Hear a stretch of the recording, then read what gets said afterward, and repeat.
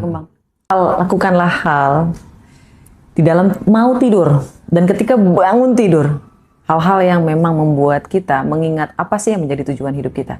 Karena ketika rasa yakin bertemu dengan rasa syukur ditambah dengan tujuan, maka manifesting kita akan terjadi seakurat gravitasi bumi.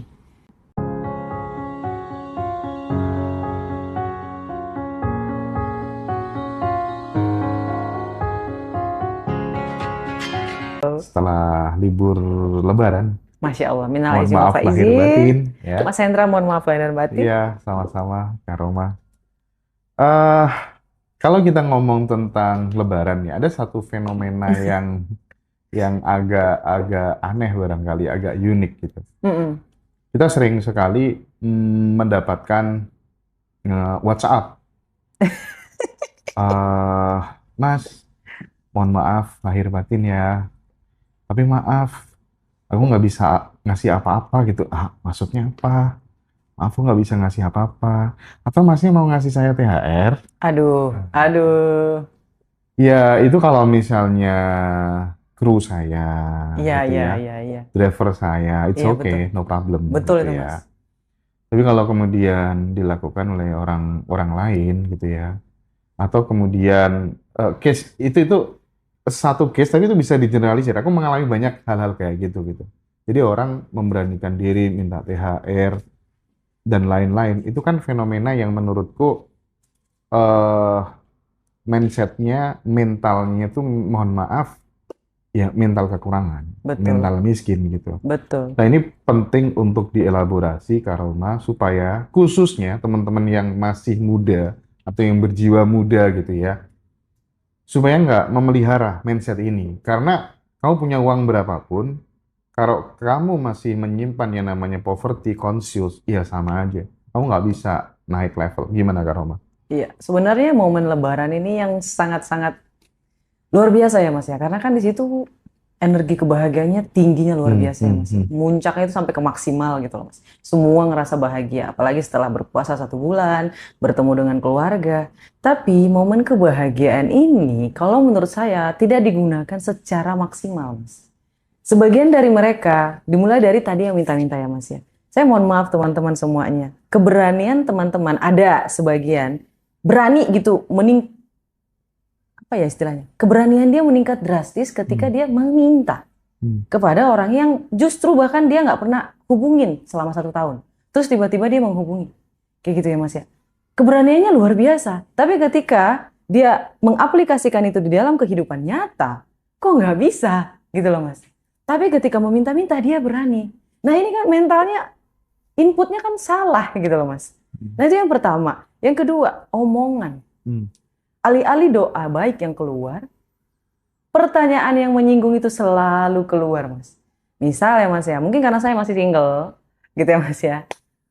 Kak Roma, kapan nikah? Hmm. Kak Roma, kapan nikah? Hmm. Kayaknya kalau misalnya nggak nikah nanti nggak bisa punya anak. Alih-alih berkata, Kak Roma gimana kabarnya? Sehat? Ya. Alhamdulillah, gitu ya, Mas ya. Jadi frekuensinya bagus gitu loh, Mas. Ini jadi bad mood, sama-sama bad mood. Apalagi kalau orang Batak ya kalau ngomongnya langsung belak-belakan gitu ya, Hmm. Mas ya.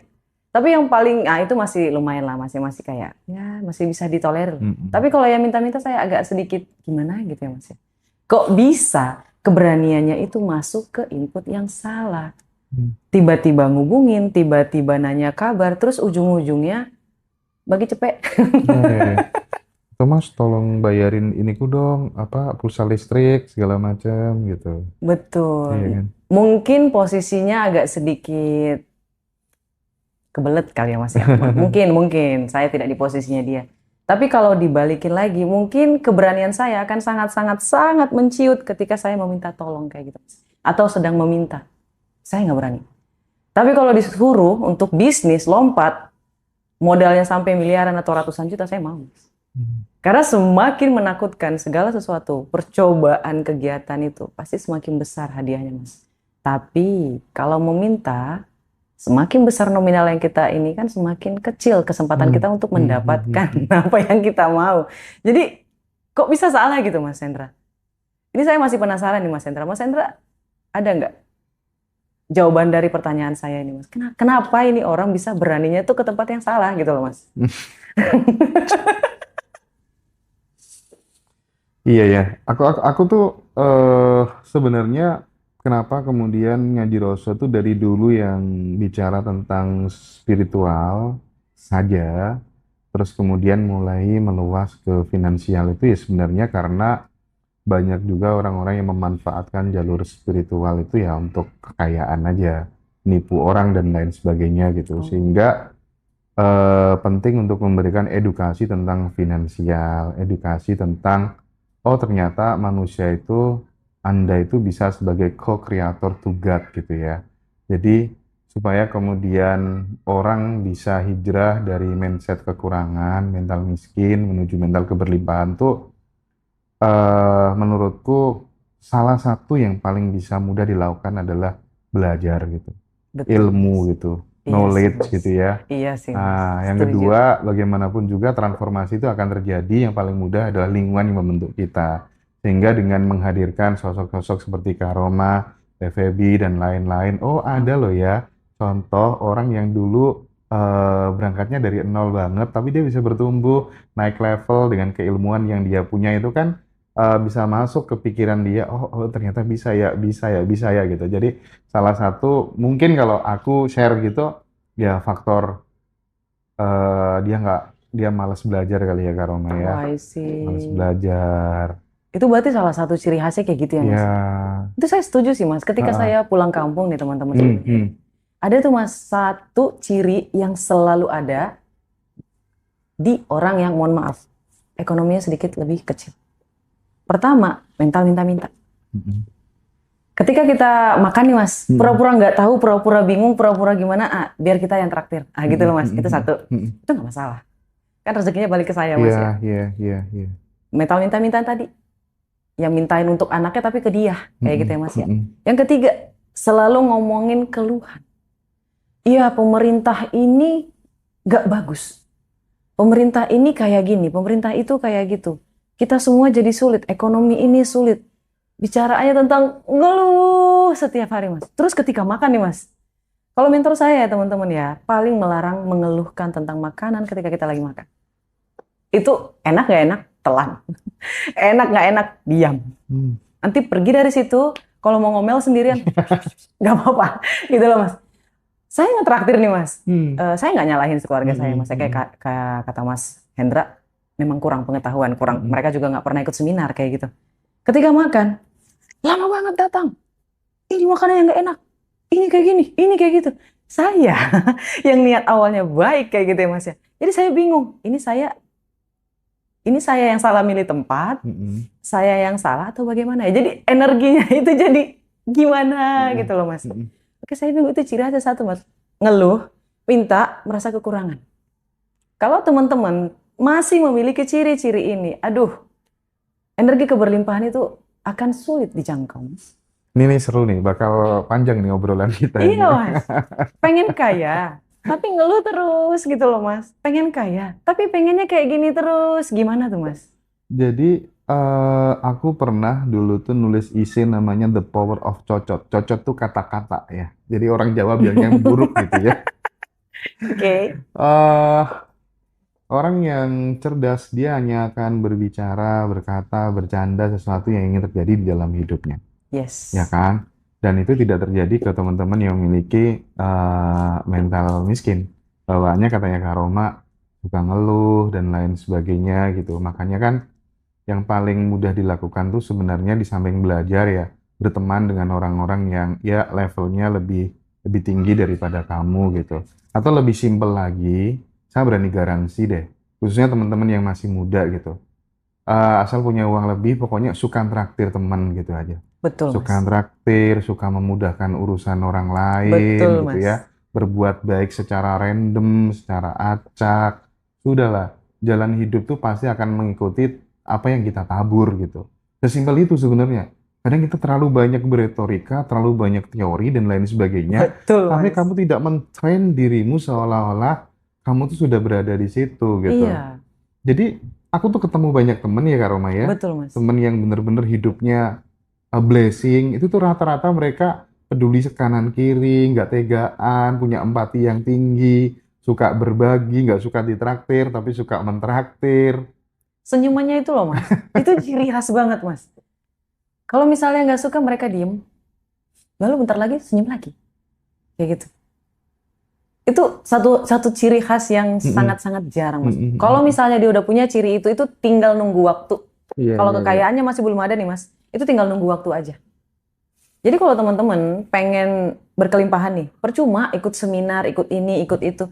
Kalau sedari awal fix mindset tentang kekurangan, keluhan, tidak ada rasa syukur, tidak ada rasa yakin, tidak ada tujuan, percuma kemanapun. Mm-mm. Pasti jadi batu. Udah di situ aja Mas, gak akan Mm-mm. berkembang. Makanya ikut ini, kelas level up, Masya Allah, tabarakallah. biar bisa hijrah dari fixed mindset ke growth mindset gitu ya. Betul, betul Mas. Untuk Eh, pengaturan mental.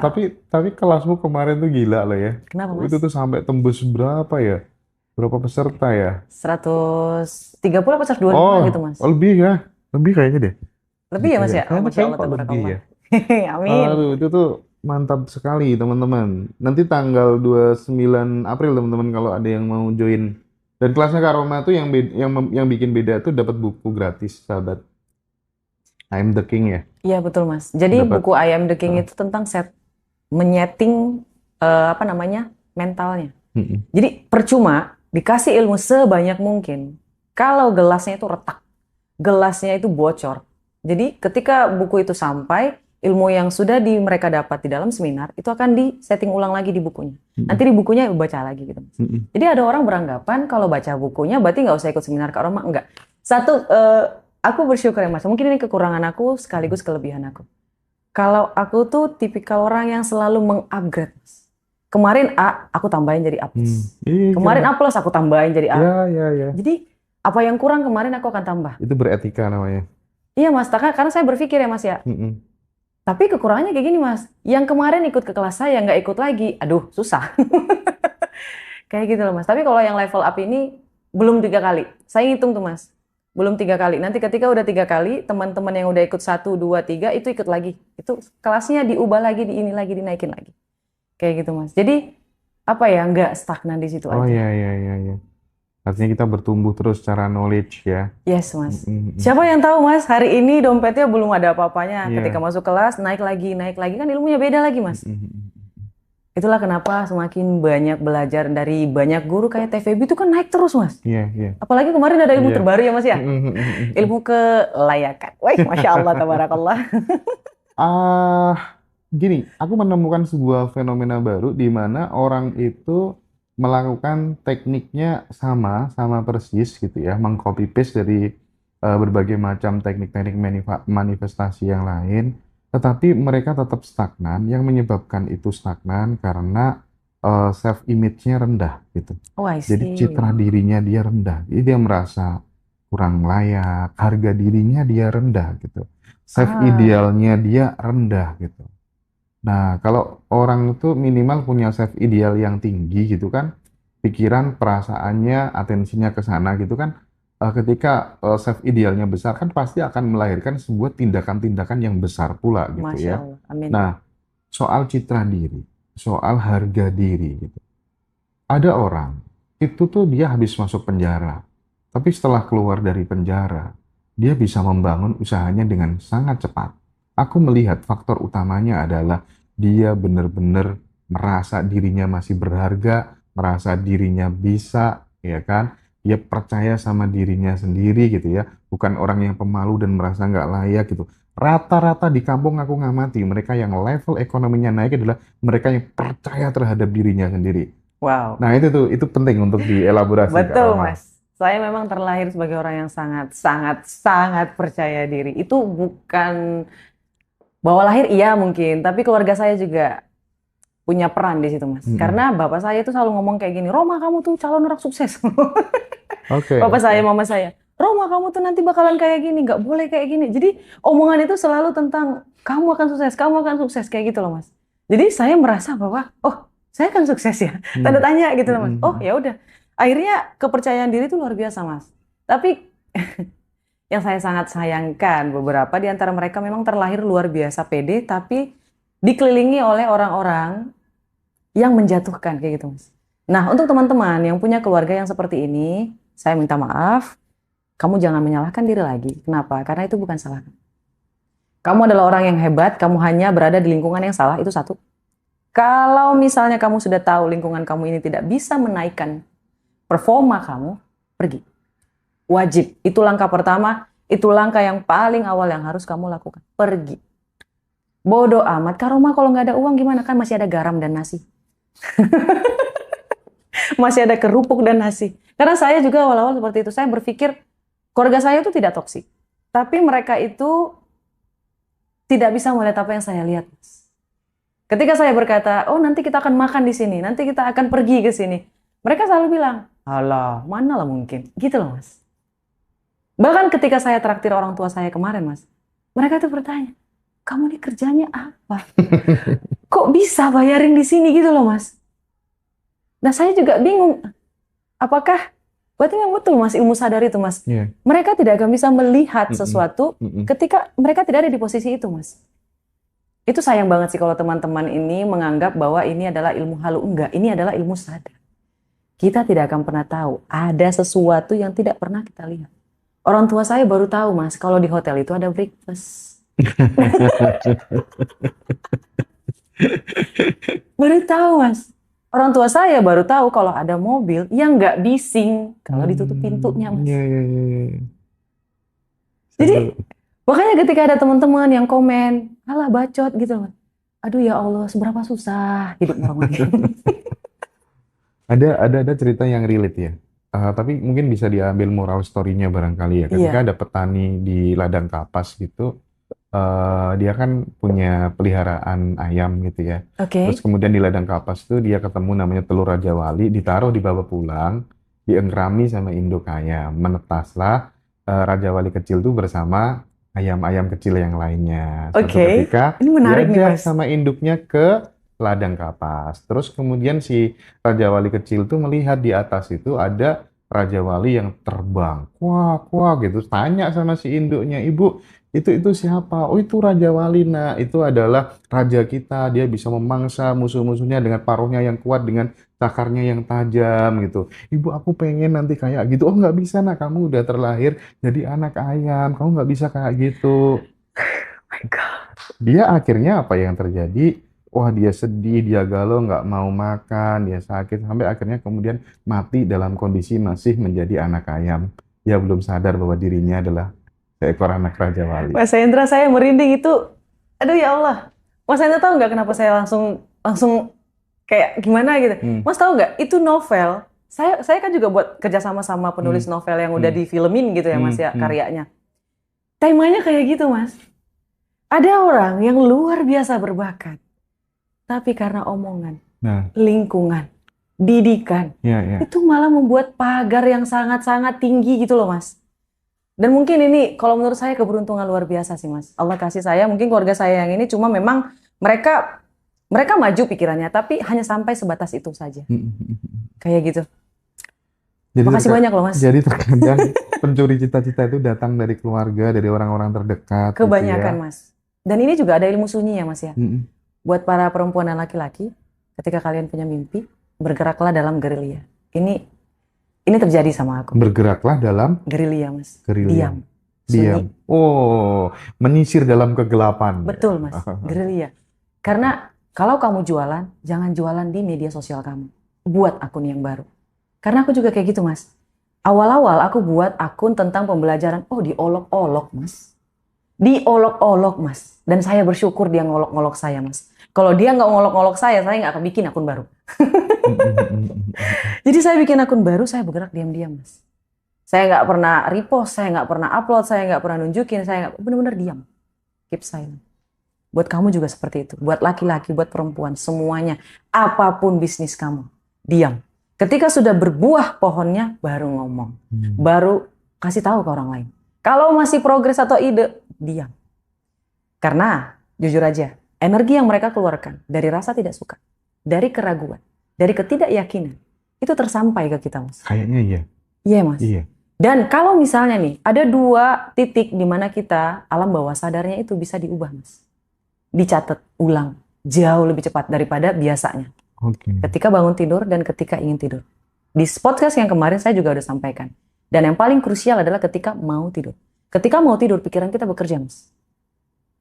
Bekerjanya itu mereka lebih menarik hal-hal yang kita pikirkan, rasakan, dan percayai.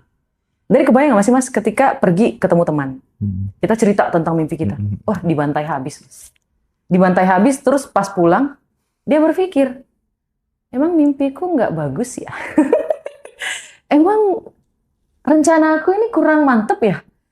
Pas mau tidur tuh, Mas, dia mikir, dia terpejam. Akhirnya apa? Alam bawah sadarnya menarik kemungkinan-kemungkinan yang membuat bisnisnya gagal.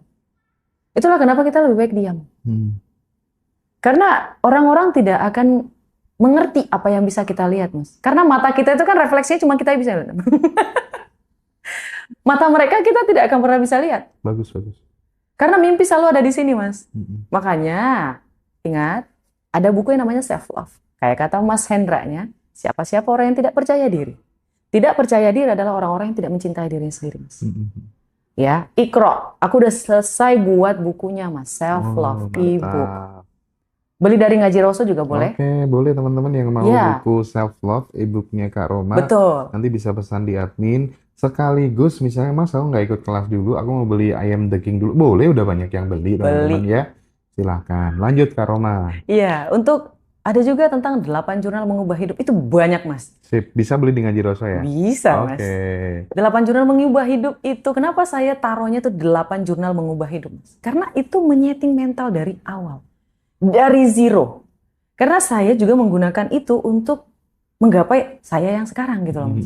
Tapi orang kebanyakan tuh skeptis gitu loh, Mas. Itu cuman teori doang. Yes, awalnya kan memang teori. Setelahnya kamu praktek. Kalau kamu mau diajarin dari A sampai Z, kamu coaching. Dan Mas Hendra tahu, kalau coaching jauh lebih powerful ya. Iya. Karena vibrasi dapat dan lain sebagainya gitu. Dan Mas Feby, mohon maaf. Kak Feby juga ada sistem coaching kan, Mas ya? Oh iya, kita ada privat offline dan online gitu.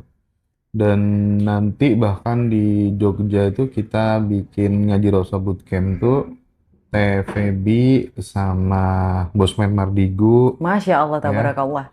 Tuh, ikutan guys. Jadi kita pokoknya pengen teman-teman yang muda tuh biar nggak telat belajarnya gitu. Betul, ya. Mas. Kalau start dari muda kan lebih bagus, Kak Roma. Bagus, Mas. Ya. Bagus banget. Aku SMK kelas 2 itu udah gila sama buku-buku motivasi. Masya Allah, Dale tabarakallah. Carnegie dan lain sebagainya kayak gitu. Tapi ada satu hal mungkin Kak Roma. Kan ada yang namanya mental korban. I see. Transisi dari mental korban menuju mental pencipta, bahwa oh ternyata pikiranku, perasaanku, lisanku tuh ternyata bisa tuh membentuk sebuah realitas gitu. Co-creator to God gitu, pencipta kedua setelah Tuhan yang Maha Besar gitu. Oh ternyata bisa tuh, itu kan nggak semua orang bisa. Nah, gimana nih transformasinya, harus apa aja nih konkretnya yang harus dilakukan pelan-pelan gitu Kak Roma? Sebelum saya kasih tahu caranya buat teman-teman untuk transformasi, perlu mengenal dulu mental korban itu seperti apa. Mental korban itu adalah 2 titik kalau menurut saya. Pertama, dia masokis. Masokis, Mas. Yeah. Kenapa? Karena dia selalu berkutat-kutat di perasaan, Mas. Dia selalu mengungkit tentang kesedihan, tentang betapa sakitnya menjadi dia. Dan perkataan yang paling mirip yang selalu mereka ucapkan, ya Mas, ya mau di dalam negeri, mau di luar negeri, pasti satu perkataan yang sama, Mas. Kamu nggak tahu rasanya jadi aku. Perkataannya selalu sama persis, Mas. Mau dari suku apapun, mau umur berapapun, mau dari bangsa manapun. Kalau kita kasih pendapat, Mas, perkataannya cuma satu. Kamu nggak tahu jadi aku. Kamu nggak tahu rasanya bagaimana perasaanku. Itu selalu perkataan yang sama, Mas. Dan itu mental masokis. Fokusnya pada masalah. Ingat, hukum semesta, apa yang kamu keluarkan dari energi kamu dan frekuensi yang sama akan selalu tarik-menarik. Dan energi yang dikeluarkan oleh mental korban ini, Mas Hendra, selalu energi negatif. Selalu merasa suka banget gitu loh, Mas, sama rasa sedih tuh. Saya juga bingung. Kalau kita, mungkin Mas Hendra, saya, dan Mas Habib ya, itu fokusnya pada jalan keluar. Kalau ada masalah, ada masalah. Oh, apa yang bisa kita lakukan? Apa yang bisa kita lakukan? Kayak gitu, Mas. Dan yang kedua, ini saya jadi lupa. kurang fokus. Yang pertama adalah dia masokis. Yang kedua adalah dia pemalas, Mas. Mohon Malas. maaf. Dia pemalas, Mas. Dia pemalas. Dia malas untuk mikirkan masa depannya. Dia merasa, ya udahlah, gak mungkin lah hidup aku bisa berubah. Iya. Setuju. Kayak malas banget gitu berusaha Iya, gitu, iya. Mas. Rasa malas ini timbul dari depresi, Mas. Karena jujur, teman-teman ya, jantung kita ini adalah sumber energi paling besar. Dan teman-teman, jantung ini tidak memompa, tapi dia berotasi. Dia berotasi, Mas. Di dalam rotasinya itu, energi saling berputar-putar, berkumpul jadi satu, Mas.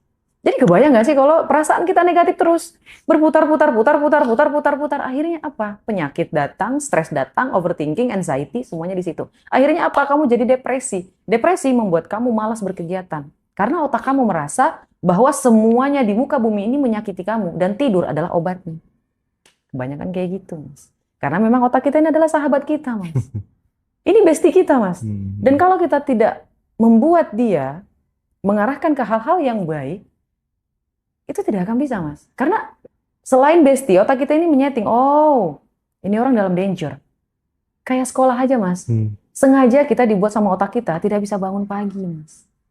Karena dia tahu perasaan kita tidak menyenangkan ketika sekolah. Iya. Mas perhatiin deh, kalau kita mau liburan, kita nggak bisa tidur. Karena otak kita tahu kita lagi bahagia. Gak usah tidur, kamu excited. Iya. Itu pola, Mas. Dan ini adalah skill yang luar biasa. Sini, belajar. Berangkat sekolah berat hati, sampai sekolah senang hati, Iya. pulang Berangkatnya itu, sekolah Mas. Pulang sekolah, malas. senang hati. Kalau saya malas, Mas. Harusnya kan berangkat sekolah itu kan senang hati gitu. Iya. Sampai Belajar sekolah senang hati gitu. Pulang senang hati. Sekolah berat hati harusnya. Oh, kok sudah pulang sih? Karena sekolahnya full AC, internet kuat, Oh, I see. gurunya menginspirasi. Masya Allah, ya tabarakallah. Gitu toh. Itu juga saya senang, Mas. Nah, makanya. Aduh ya Allah ya Rabbi. Jadi buat teman-teman semuanya, lakukanlah hal di dalam mau tidur dan ketika bangun tidur, hal-hal yang memang membuat kita mengingat apa sih yang menjadi tujuan hidup kita. Karena ketika rasa yakin bertemu dengan rasa syukur ditambah dengan tujuan, maka manifesting kita akan terjadi seakurat gravitasi bumi. Kebayang gak sih, Mas? Gak punya rasa yakin dia berhasil, gak punya rasa syukur apa yang dia miliki di hari ini, di masa lalu, dan dia akan datang. Lalu dia gak ada tujuan. Itu bakalan flat hidupnya, Mas. Iya tuh. Mau dia punya uang atau tidak. Kayak kemarin ya, Mas. Mohon maaf, saya curhat dikit, Mas. Saya ngerasa hampa, Mas, kemarin. Saya merasa berbinar-binar ketika saya mau seminar, bikin konten. Tapi setelahnya saya ngerasa hampa, Mas. Dan akhirnya saya mulai tahu, oh, ternyata setelah kita naik level, tujuannya harus diubah, Mas. Oke, upgrade ya. Yes, makanya saya ngerasa siapapun teman-teman itu butuh belajar. Bahkan ketika kita sudah mencapai puncak, kita harus mencari gunung lainnya. Supaya kita bisa naik ke puncak lainnya. Kayak gitu loh, Mas. Kemarin ketika saya punya ide nih, Mas, untuk bisnis, saya bergairah lagi, Mas. Yang awalnya nggak makan nggak enak. Sekarang punya uang, mau makan tuh udah nggak ada rasa kayak dulu, Mas. Jujur aja, Mas. Mungkin teman-teman yang punya duit ngalamin apa yang saya alamin. Flat, Mas. Demi apapun saya udah nggak, lidah itu nggak kayak dulu. Tapi setelah saya punya ide lagi nih, Mas, untuk menghasilkan lagi biar bisa orang lain merasakan kebahagiaan, balik lagi, Mas, rasa pengen makannya. Saya paham sih kenapa sekarang Mas Hendra melakukan hal ini. Jadi apa tuh namanya? Biar nggak cepet-cepet sampai puncak, ya berarti puncaknya lebih ditinggikan lagi gitu. Save idealnya Masya Allah. Iya, ditinggiin lagi gitu kali ya. Tinggiin lagi biar nggak sampai puncak. Karena biasanya kalau udah merasa udah nih aku di puncak ini, ya nggak bisa naik lagi, turun biasanya. Makanya butuh gunung-gunung baru gitu. Betul, Mas. Hasil obrolanku sama Sari Verha kemarin gitu sih. Tapi mungkin itu debatable juga ya. Nggak, mungkin kita butuh improvisasi, butuh kreativitas dan lain sebagainya Iya, lah saya ya. setuju, Mas. Tapi itu sebuah ilmu, kadang relate buat kita, kadang juga nggak relate bagi yang lainnya gitu. Tapi yang jelas bener yang disampaikan Kak Roma ya. Jadi biar kita nggak merasa hambar, self idealnya ditingkatkan gitu, mimpinya lebih ditingkatkan lagi gitu, sehingga kita kayak ada semangat baru Iya, gitu betul kali Mas. ya Betul Mas. untuk mengejarnya gitu. Dan kemarin juga saya ngelihat videonya TVB. Mm-mm. Ada satu perkataan yang luar biasa Mas menurut saya. Dia bilang gini, kalau kamu punya tujuan dan tidak ada orang lain di dalamnya, maka jangan harap tujuan itu bisa terjadi. Oh, setuju aku tuh. Kamu hanya berputar-putar di dalam diri kamu dan keluarga kamu. Semesta akan bertanya, fungsinya kamu aku naikin apa? Mm-mm, mm-mm. Manusia di muka bumi ini banyak Mas. Itu tuh logis. Itu logis karena rezeki itu kan dikasih Tuhan untuk memenuhi kebutuhan. Ya, karena uang juga mengalir Mas. Nah, kalau kebutuhanmu kecil ya kamu dapatnya kecil. Betul. Nah, biar besar, luaskan, besarkan kebutuhannya gitu. Makanya Betul, jangan Mas. hanya memikirkan kebutuhanmu sendiri, Roma. Iya. Jangan memikirkan kebutuhan keluargamu aja, Roma. Betul. Nah, gitu kan? Iya Mas. Nah kemarin tadi baru 2 hari yang lalu tuh saya lihat videonya Mas. Heeh. Oh langsung oh pantas cepet naik saya. Ya. Karena kemarin juga saya bilang ya Mas, ya, buat Iya, iya. teman-teman ini bukan mau flexing. No. Aku nggak suka flexing. Tapi kalau kamu bilang itu flexing berarti ada yang salah sama hati kamu. Jadi setiap saya mengadakan seminar, alhamdulillah, jadi setiap orang itu sudah artinya mensedekahkan satu beras untuk para lansia.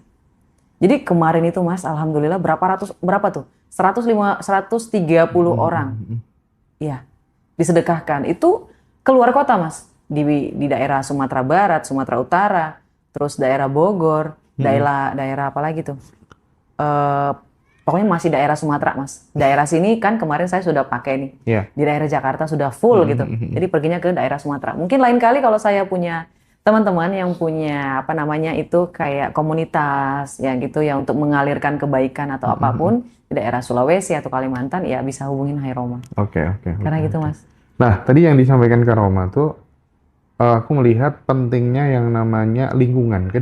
Terkadang yang membentuk kita itu memang nggak lain dan nggak bukan adalah lingkungan. Ya, Nah, makanya penting kita berteman, nongkrong dengan siapa gitu. Tapi aku nggak setuju juga kalau kemudian, tapi kan aku nggak punya nggak punya keluarga lain, Kak, dan lain sebagainya, nggak ada teman lain. Sekarang itu kan berteman itu kan bisa lewat media sosial. Ya kan, kalau kamu bertemanmu dengan masa lalu terus, teman-teman SD, teman-teman SMP terus, ya pantas kamu nggak maju-maju gitu. betul Mas. Makanya menurutku untuk circle ini kok sekarang bisa disiasati dengan FB-mu berteman dengan siapa, Instagram-mu berteman dengan siapa, TikTok-mu berteman dengan siapa. Nah, ketika itu berteman dengan hal-hal misalnya kayak Ngaji Roso selalu menampilkan hal-hal yang progresif, konten-kontennya Karoma dan lain sebagainya itu, iya secara otomatis sih menurutku knowledge-nya kan diajar terus berubah terus ya pasti Betul, tindakannya berubah dong. Iya, betul. Gak ada alasan harus ya se-ekstrim harus hijrah ya masih anak SMA apa kan juga kasihan juga kan. Iya. Nah, jadi mengubah pertemanan di medsos itu salah satu opsi sih menurutku Kak Roma. Iya, betul Mas. Saya setuju. Karena membantu banget loh ya. Banget, Iya, Mas. dapat baru kayak dirimu tadi lihat yang TVB. Oh iya, insight. Iya, Belum lagi Mas. nanti dapat lagi. Saya paling suka belajar Mas. Nah, Dan ketika berhadapan sama orang yang banyak ilmu, saya bakalan bahagia luar biasa Mas. Karena menurut saya ilmu yang baru itu meningkatkan value saya Mas. Semakin meningkat value saya, semakin banyak duit saya Mas. Saya selalu beranggapan kayak gitu. oh iya. Karena memang betul Mas, Iya, uang itu kita ini ada price tag-nya guys. Kenapa saya bukan price tag harga ya? Bukan di situ. Jadi kayak gini, kalau misalnya baju ya, kita analoginya baju. Semakin berkualitas bajunya, bahannya naik, value-nya naik, harganya pasti akan naik. Tapi kita bukan ngomongin soal uang. Kayak gitu Mas. Dan saya sangat-sangat menyukai yang namanya upgrade diri Mas. Saya paling seneng ketemu sama orang yang ilmunya banyak nih Mas. Saya dengerin, saya belajar. Oh, karena kan tadi lagi Mas, kacamata setiap orang itu berbeda-beda Mas. Kacamata setiap orang itu berbeda-beda. Bahkan ada lagi nih Mas ya, ilmunya luar biasa tapi dia fixed minded Mas. Itu saya malah penasaran. Ini orang ilmunya luar biasa tapi fixed mindednya luar biasa. Banyak. Fixed mindednya di kekayaan Mas. Iya, banyak kayak gitu. Jadi dia ilmunya luar biasa tapi ada satu perkataan yang saya bikin bingung Mas. Alah harta dia nggak dibawa mati. Jadi berdebat nggak Kak Roma? Enggak, ngapain? Buat apa berdebat? Kurang-kurangi berdebat. Terima. Baca buku How to Win Friends and Influence People. Ketika orang ngomong, iya saya setuju, itu betul. Karena fungsinya apa gitu loh Mas, berdebat itu apa? Nggak ada. Makanya kalau ada ada acara pemerintahan tentang berdebat, mas, saya bakalan skip. Saya bakalan skip, mas. Karena memang ada fungsinya, tapi lebih banyak mudaratnya kalau menurut saya. Karena saya tidak bisa melihat kacamata mereka. Apa yang mereka lihat, apa yang saya lihat mungkin berbeda, mas. Kayak ya banyak lah masalahnya. Nanti kita merambat ke politik kan gimana gitu, mas. Ada nggak pesan kalau misalnya ada orang tuh sudah melakukan ikhtiar A, B, C, D tapi masih gagal, dia putus asa, supaya apa ya, intinya dia tuh pokoknya hampir menyerah gitu loh. Udah aku hampir menyerah gitu. Nah, mungkin kita selalu mengedukasi gitu supaya kemudian teman-teman tuh nggak hilang yang namanya harapan gitu. Karena salah satu fungsi podcast ini ya dalam rangka untuk ya kita berhenti mengutuki kegelapan terus-menerus, tapi kita ya pelan-pelan menyalakan lilin harapan itu dengan obrolan-obrolan seperti ini gitu. Nah, apa yang ingin Kak Roma sampaikan? Supaya harapannya teman-teman yang hampir menyerah ini, itu tuh nggak hilang gitu. Ini ke saya ya, mas ya. Sedari awal teman-teman juga sudah tahu kalau saya orang yang sedikit tegas. Semoga Allah tidak menguji saya dengan apa yang teman-teman alami, karena jujur mungkin saya juga tidak akan mampu. La haula wala quwata illa billah. Jadi kalau teman-teman berada dalam posisi tidak lagi mau melihat sinar matahari, tidak lagi memiliki harapan untuk hidup, ingat aja satu hal, Allah juga udah bilang, hidup ini adalah tempat bersenda gurau. Itu satu. Tujuan kita itu mencapai sesuatu hal agar kita bisa berguna untuk orang lain. Bukan diperalat, tapi berguna untuk orang lain. Artinya, kita hidup punya manfaat untuk orang lain. Bukan diperalat ya. Di sini ada konteks berbeda. Bukan setiap dia minjam kita ngasih, bukan kayak gitu. Ibaratnya ada orang yang tidak mampu melakukan suatu hal dan kita mempermudah urusan itu agar dia mampu. Iya. Ya mas ya. Tujuannya itu. Jadi kayak kalau misalnya ada orang yang tidak lagi mau melihat matahari, kalau menurut saya, kamu egois. Kenapa saya bilang kamu egois? Karena kamu hanya melihat fungsi kamu untuk diri kamu sendiri. Kebahagiaan kamu untuk diri kamu sendiri. Kenapa kayak gitu? Coba dikasih pertanyaan, apa yang bisa saya lakukan untuk khalayak banyak? Sebelum saya mati, orang mengingat saya sebagai apa? Kalau nggak bisa merasakan kebahagiaan di muka bumi ini, kamu bisa merasakan kebahagiaan di akhirat.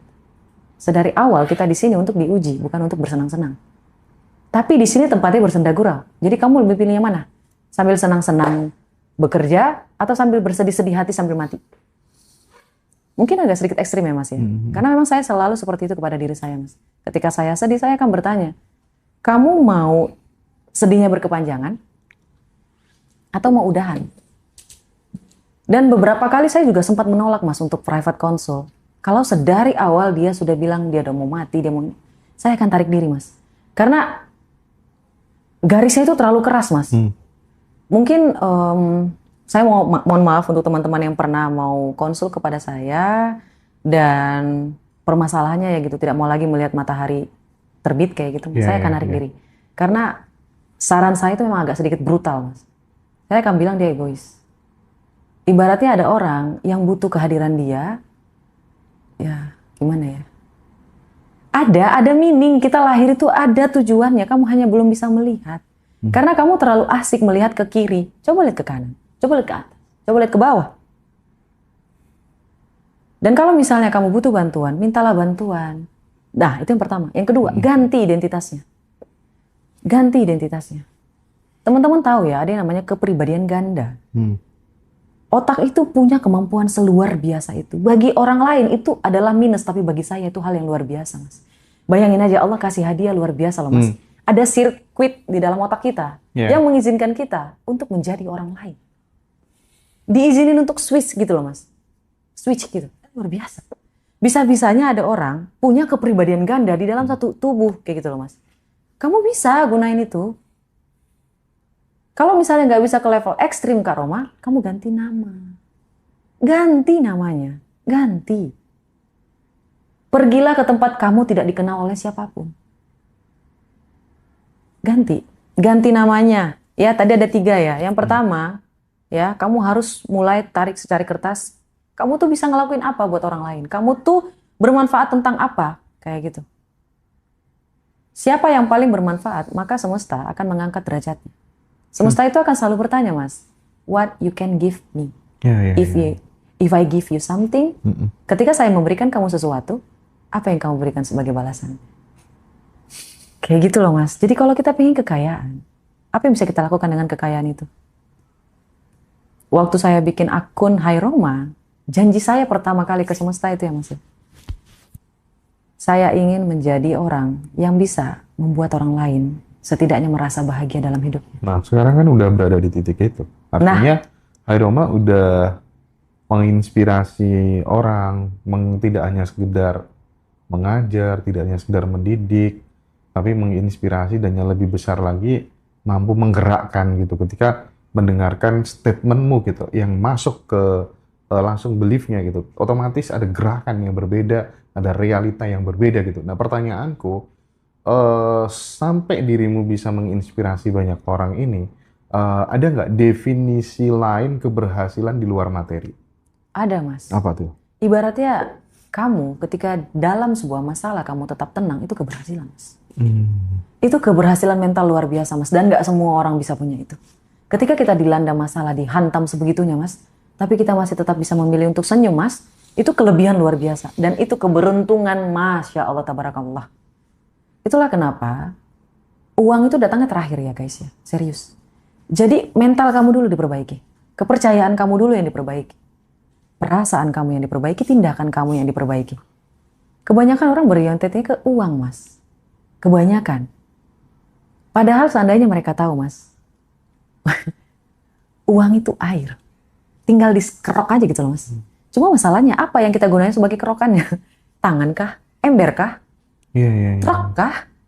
Atau apa? Kayak gitu loh, Mas. Value kita di situ, Mas. Semakin besar value-nya, semakin besar wadahnya, semakin banyak aliran uang yang bisa kamu dapatkan. Dan pertanyaan tadi loh, Mas, yang saya belum sempat jawab untuk pertemanan. Buat teman-teman, ada fase-fase di mana kayak SMA. Kalau kamu adalah pelajar, kamu bilang tidak bisa, ya namanya anak masih labil, emosi masih gitu, masih pengen bersenang-senang, tidak masalah. Ya, kamu harus bagi persenannya. Ini khusus untuk anak SMA dan perkuliahan. Kamu bisa bersenang-senang, kamu bisa bersosialisasi. Ini dibagi. Ada yang bersenang-senang, ada teman khusus sosialisasi, ada teman khusus untuk curhat, ada teman yang khusus untuk menaikkan value kayak gitu. Jadi nggak serta-merta langsung hijrah na'udzubillah min dzalik 100% nggak bisa, Mas. Karena otak kita tuh akan menganggap itu adalah threat, itu adalah ancaman. Karena tidak sesuai sama yang selama ini dia lakukan, polanya langsung berubah drastis, nggak bisa, Mas. Mati dia yang ada. Bisa, tapi mati. Karena dia akan kembali ke awal settingannya, Mas. Itulah kenapa buat teman SMA atau perkuliahan dibagi aja. Pelan-pelan, awalnya cuma 10%, Mas. Awalnya cuma 10%. Nah, setelah kamu terbiasa nih bersosialisasi dengan orang-orang yang punya upgrade dan value yang tinggi, kamu naikin persenannya. 10%, 20%, 30%. Ketika ini sudah naik, ya, kategori kamu tentang having fun itu akan berubah, Mas. Berubah dengan sendirinya, Mas. Kita tidak akan cocok sama orang-orang, mulai secara perlahan dan secara natural kayak gitu, Mas. Jadi jangan banyak alasan. Itu karena kamu memang suka aja, bukan kamu nggak bisa, tapi kamu nggak suka berteman sama orang-orang value tinggi. Itu untuk SMA dan perkuliahan. Dan untuk orang yang kantoran, nah ini agak berat, Mas. Karena di kantoran kita butuh yang namanya menyesuaikan topeng, Mas. Oh iya, makanya tuh. Lingkungan toksik, segala macam. Betul, Mas.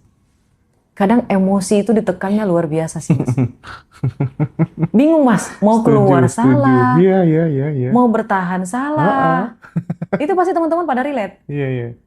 Tapi kalau misalnya teman-teman nanya, kalau itu terjadi pada Kak Roma, apa yang Kak Roma lakukan? Ada dua hal. Yang pertama, saya lihat dulu tujuan hidup saya apa. Tujuan hidup itu misal, kamu mau menabung. Ada target keuangan finansial. Karena jujur, yang paling susah mendapatkan adalah 10 juta pertama, 100 juta pertama, dan 1 miliar pertama, dan 10 miliar pertama. Selebihnya itu akan kayak gitu. Jadi kamu tujuannya apa dulu? Kan kamu udah kantoran nih, tujuannya apa dulu? Ya, kalau kamu sudah tahu tujuannya untuk menabung misalnya, untuk berbisnis misalnya. Kamu setting. Jadi untuk orang lain mau dia NPD, mau bos kamu luar biasa gimana, jangan, kamu tetap diam, ya, gigit giginya. Itu saya lakuin, Mas. Digigit, Mas. Jadi kayak benar-benar ditahan, Mas. Siap, Pak. Siap, Pak. Karena tujuan saya itu, pertama, saya bisa bikin konten, tapi saya tetap bisa makan, Mas. Sebelum konten saya ini membuahkan hasil. Jadi tujuan saya tuh udah tersetting kayak gitu loh, Mas. Itu yang pertama. Dan yang kedua, kalau enggak ambil yang ekstrim, keluar.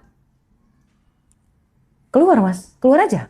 Kak Roma terus kerjaannya gimana? Ya nggak tahu. Minta aja sama Allah, pasti dikasih. Tapi kalau masalahnya kamu yakin nggak? Iya ya. Kadang tidak sedikit loh teman-teman tuh yang masih belum percaya bahwa pikiran dan perasaan itu bisa mengubah realita. Artinya dirimu tuh punya potensi yang sangat besar, ya. Sebagai human being itu dirimu tuh punya kemampuan untuk menciptakan realitas. Pikiran tuh mencipta gitu. Betul, Mas. Perasaan itu mencipta gitu. Nah, banyak sahabat-sahabat yang masih ragu tentang hal itu gitu. Nah, apa yang mungkin bisa digunakan Karoma sebagai bahan untuk meyakinkan teman-teman kita yang masih ragu bahwa dirinya itu ternyata bisa menentukan jalan hidupnya sendiri gitu. Gimana tuh Karoma? Saya akan pakai analogi ya teman-teman semuanya ya. Tidak masalah kalau kamu tidak mau ikut soal ilmu frekuensi ini, tidak mau ikut percaya, tidak mau ikut andil, tidak mau ikut berinteraksi, tidak mau ikut beraksi di sini, tidak masalah. Karena dulu sistem affiliate dalam TikTok juga tidak dipercaya. Tapi lihat sekarang, ya. Sebenarnya ya Mas ya, yang membuat seseorang itu ketinggalan, yang membuat seseorang itu miskin, itu mereka terlalu banyak berpikir, terlalu banyak berdebat, terlalu banyak berpikir-pikir yang tidak. Kalau misalnya gagal ya ulang lagi. Cari lagi kesempatan yang lain. Dan sama, itu yang pertama. Yang kedua, kamu mau atau tidak, suka atau tidak, kamu tetap mengalami hukum gravitasi. Coba aja lompat dari gedung, jatuh nggak ke bawah. Kita nggak ngambang. Suka nggak suka, mau nggak mau, tahu nggak tahu, hukum gravitasi terjadi. Sama, hukum frekuensi juga kayak gitu. Hukum frekuensi juga kayak gitu. Frekuensi yang sama akan saling tarik, menarik. Dan yang mengeluarkan frekuensi salah satunya adalah energi. Energi ini adalah emosi yang aktif di dalam diri seseorang. Emosi ini dihasilkan dari apa yang kamu rasakan, apa yang kamu percayai, dan apa yang kamu rasakan. Tadi udah yang rasakan ya Mas ya? Percayai, rasakan, dan pikirkan. 3, mohon maaf tadi saya salah. Yang 3 ini menghasilkan energi. Ya, energi ini disampaikan oleh otak kita dalam bentuk frekuensi kepada alam semesta. Bukankah Allah juga sudah bilang, ya, hidup ini senda gurau. Jadi kamu mau yang mana? Mau bahagia kah? Mau bersedih-sedih kah? Mau dapatkan dengan cara gampang kah? Atau mau cara yang sulit kah? Apa yang kamu percayai mengeluarkan energi. Energi ini memiliki frekuensi. Ingat hukum frekuensi, ya, hukum semesta, frekuensi yang sama akan saling tarik menarik. Ya. Debatable-nya di mana sih Mas? Terkadang ya begitu. Orang banyak ketinggalan terlalu banyak berdebat. Makanya saya nggak suka berdebat kayak gitu. Ya. Nah, ini nih di masyarakat kita, di kalangan bawah tuh kan banyak teman-teman yang mendapatkan bantuan dari pemerintah. Kemudian rumahnya dilabeli sebagai bantuan orang miskin gitu ya, kalau nggak salah ya. Oh, yang kemarin ya Mas ya? Itu satu. Yang kedua, misalnya, anakku dapat MBG gitu ya, dikasih makan sama pemerintah. Yang ketiga, ada fenomena di mana ketika kemudian punya BPJS gitu kan, aman gitu ya, dibayar terus biar nanti kalau ada apa-apa aman. Tapi ya nggak semua, tapi kok banyak ya teman-teman tetangga kayak gitu tuh yang malah sakit-sakitan terus gitu. Nah, mungkin ini nggak tahu ya, setiap orang punya ini ya, latar belakang pendidikan yang berbeda-beda gitu. Kalau aku tuh tipe orang yang keluargaku semuanya nggak boleh ada yang punya BPJS gitu ya. Aku nggak mau mengundang sakit dan lain sebagainya gitu ya. Aku tipe-tipe orang yang kayak gitu Mas. aja gitu ya. Nah, aku pengen ini dielaborasi supaya kemudian kamu jangan malah bangga kalau dianggap miskin sama pemerintah gitu loh. Iya mas. Saya aja nggak nyetok obat loh mas dalam rumah. Oke. Saya cuma nyetok vitamin. Karena saya tahu kalau saya mau sehat, ya saya harus didukung sama vitamin, bukan obat. Karena saya yakin kalau semakin banyak obat di dalam rumah kita, artinya kita berpikir kita akan sakit. Yes, mas. Menarik ya. Iya. Dan saya juga berpikir kayak, oh saya nggak mau BPJS. Karena saudara saya berpikir mas, BPJS, ini berarti saya mendoakan diri saya kalau suatu hari saya sakit gitu loh mas. Oh kita sefrekuensi soal itu berarti ya. Serius mas. Iya. Kalau bisa nih ya mas ya, bukan saya pelit ya mas ya. Cuman ketika saya mengeluarkan uang untuk BPJS, artinya saya sedang mendoakan, nah nanti siapa tahu saya sakit parah. Siapa tahu saya sakit parah kayak gitu. La haula wala quwata illa billah. Nauzubillah min dzalika Allah ya rabbiku. Kalau misalnya memang ditakdirkan seperti itu ya semoga Allah memudahkan saya untuk bisa bayar cash kayak gitu loh mas. Tapi kalau memang posisinya teman-teman ini ada yang tidak bisa menghindari, tidak masalah. Tidak masalah. Tapi harus ditanamkan di dalam hatinya suatu hari nanti aku pasti bisa berobat dengan. Ya kalau dibayarin pabrik ya nggak apa-apa lah dibayarin. Kalau perusahaan nggak apa-apa, kan itu state kerja. of mindmu gitu ya. Iya betul itu mas. Yang penting itu state of mindmu, kuncinya di situ sih. Menurutku ya teman-teman secara pribadi gitu. Saya setuju mas. Ketika MBG cuma, ini kalau misalnya dilihat dari ilmu perang ya mas ya, mohon maaf. Apa yang sedang dilakukan oleh ini? Itu kayak menjaga agar hewan ternaknya tidak melawan. Sepakat sih aku. Terlalu nyaman. Tempat yang terlalu nyaman tidak akan membuat kita waspada. Sekarang tahu ya kenapa Rasulullah selalu menjaga puasa, selalu kelaparan. Bukan kelaparan, maksudnya selalu menjaga dia tetap hunger, tetap lapar kayak gitu. Dan ketika kita lapar, otak kita itu jauh lebih bekerja lebih banyak gitu loh mas. Lebih cepat. Lebih waspada kayak gitu mas. Karena ada buku yang saya baca bahkan dari ini selaras ya mas sama ilmu Rasulullah. Rothschild dan BlackRock orang paling kaya mas. Ya, Rothschild, Rockefeller. Yes. Teman-teman tahu nggak? Mereka tuh sangat-sangat membatasi makanan. Padahal mereka nyuruh kampanye makan 3 kali sehari. Yes. Tahu nggak mereka makan cuma berapa kali? 1 kali. 1 kali. Omet ya. Itu cuma di siang. 1 meal a day. Yes, mas. Kalau mau makan malam, mereka tuh cemilin paling cuma sepotong buah. Itu pun kalau sudah benar-benar capek dan lapar bang. Kalau enggak. Kenapa bisa kayak gitu? Hunger. Bahkan teman-teman bisa nanti belajar di seminarnya. Bahkan untuk tepung, gula, ya, susu, karbohidrat, itu ada ilmunya. Kapan kita bisa makan, kapan kita bisa minum. Bahkan alkohol juga mereka menghindari. Rokok mereka menghindari. Ini bisa dikonsumsi tapi ada kalanya. Kayak gitu loh mas. Jadi sampai tatanan makanan pun mereka menata mas. Untuk menjaga ini. Karena mereka tahu permainan frekuensi mas. Ini adalah router kita. Otak kita ini adalah router kita. Kalau router kita rusak. Misalnya kita konsumsi alkohol. Kita konsumsi narkoba. Otaknya rusak. Otaknya rusak, frekuensinya nggak nyampe. Frekuensinya nggak bisa tersampaikan dengan baik kayak gitu loh mas. Itulah kenapa teman-teman, ibu-ibu, bapak-bapak, tolong dijaga kesehatan otaknya. Kalau punya anak di rumah, tolong dibelikan suplemen. Itu bagus banget mas. Yang kemarin terakhir kan aku ngajak masnya ya, yuk bisnis suplemen mas. Biar saya sama masnya juga bisa tahu gitu. Ini loh yang bagus. Kan kadang kita nggak tahu mas.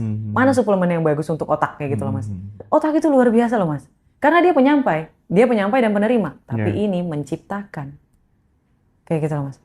Percuma perasaannya luar biasa tapi otaknya nggak ini. Ada orang mas yang hatinya luar biasa tapi otaknya sempit. Karena apa? Karena dia minum alkohol, narkoba, ganja. Frekuensinya nggak nyampe. Percuma jantungnya gede. Perasaannya luar biasa. Ini sih menurut saya yang